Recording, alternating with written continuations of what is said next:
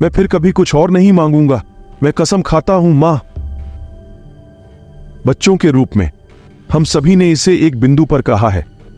हम कुछ ऐसा पाते हैं जो दुनिया में सबसे अद्भुत वस्तु लगती है और हमें बस यह करना है, चाहे कुछ भी हो। मेरे लिए यह सबसे नया हाथ था, एक गेम बॉय कलर।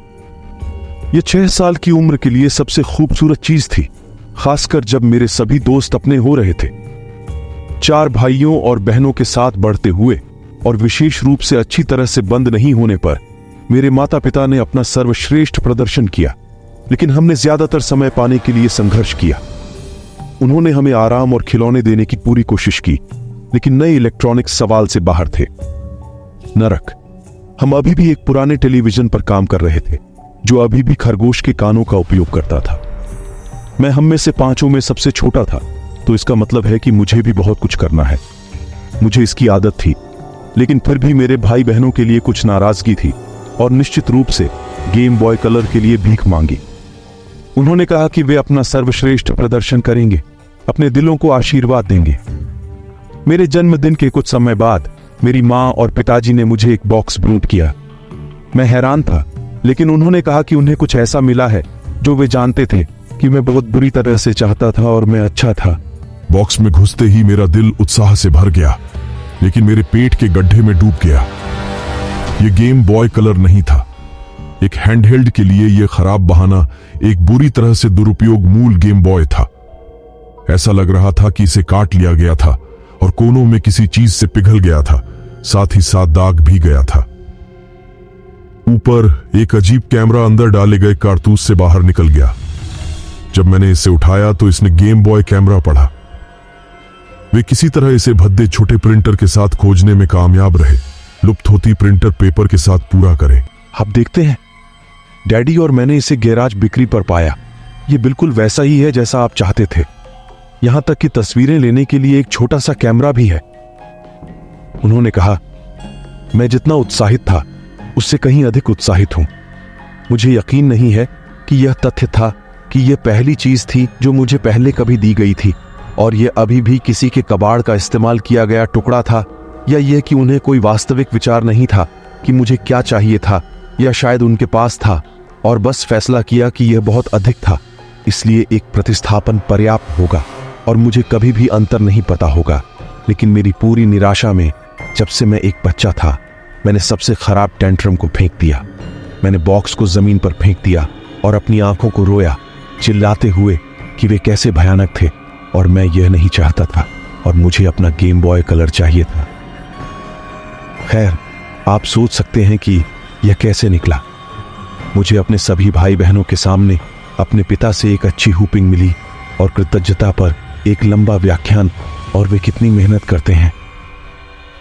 अपने स्वार्थ के लिए सजा में उन्होंने मेरे भाई रयान को मेरा उपहार दिया, जो मुझसे कुछ साल बड़ा था।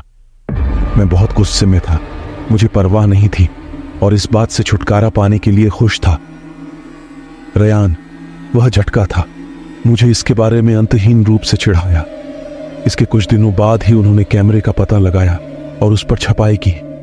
वो मुझे अपने कमरे से चिढ़ाता था, इस बारे में बात करता था कि उसे शांत प्रणाली के साथ कैसे खेलना है, और मैं इसे छूने के लिए बहुत कम और भंगुर था। मैं या तो उस पर वापस चिल्लाऊंगा या अपने कमरे का दरवाजा खटखटाऊंगा और उसे अनदेखा करूंगा। हालांकि कुछ ही समय बाद मैंने सुना है कि वो अपना कमरा छोड़कर हमारी मां को फोन कर रहा था, दावा कर रहा था कि प्रिंटर अजीब काम कर रहा है। मैं दोपहर का भोजन बनाने में व्यस्त थी और उसे बताया कि शायद इसका इस्तेमाल किया जा रहा है और कोशिश करते रहना और देखना कि क्या यह खुद को ठीक करेगा। मैंने सुना है कि वह अपने कमरे में वापस चली गई, फिर थोड़ी देर बाद वापस चली गई, मैं कहते हुए कि शायद उसका भंडाफोड़ हो गया था और वह अपने दोस्त के घर जाने वाला था। आश्चर्य है कि इसके साथ क्या गलत था। मैंने उसके कमरे में घुस गया और उसके बिस्तर पर पड़े कागजात पाए। उसने कैमरे में अजीब चेहरे बनाते हुए खुद की तस्वीरें लीं। उम्मीद के मुताबिक गेम सिस्टम को बंद कर दिया गया था। पहले कुछ चित्र सामान्य थे, फिर वे उन अजीब चेहरों में बदल गए जिनके बारे में सभी जानते थे। जिस तरह से प्रिंटर पेपर दाग दिया गया था, वे भी अजीब लग रहे थे। जैसा कि मैंने बाद की तस्वीरों को देखा, हालांकि उन्होंने देखा अलग। जाहिर है खेल में कैमरा सबसे बड़ा नहीं था, इसलिए कभी कभी किसी के चेहरे का विवरण देखना मुश्किल होता था या यह अवरुद्ध या धुंधला दिखाई देता था। हालांकि बाद की तस्वीरें बदलने लगती थीं। यह सिर्फ उसके चेहरे पर लिखे शब्द या मूर्खतापूर्ण शब्द नहीं थे, उनकी विशेषताएं बदल गई थीं और उनकी आंखों और मुंह के आसपास काले धब्बे थे। उनकी अभिव्यक्ति अब नासमझ नहीं दिखती, इसके बजाय यह डरा हुआ लग रहा था। प्रत्येक चित्र इसे अधिक से अधिक बदलने के लिए लग रहा था।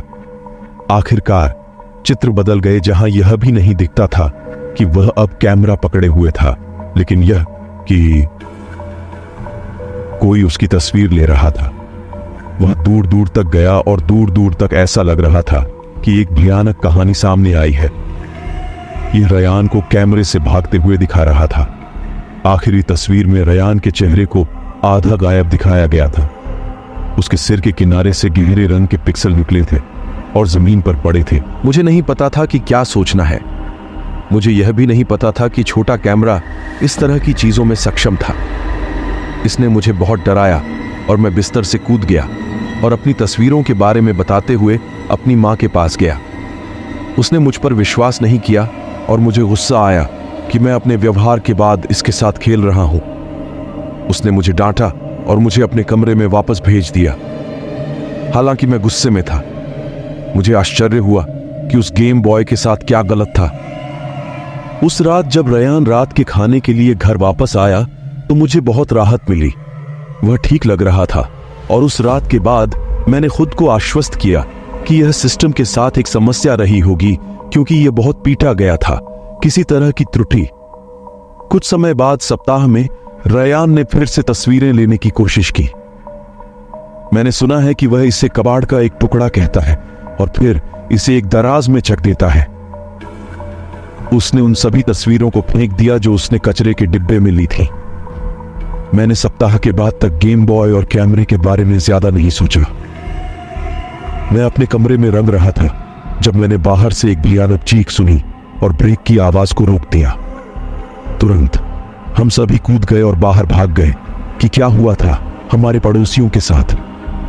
जिस दृष्टि ने हम सबको नमस्कार किया वह अभी भी मेरे स्मृति में चल गया है।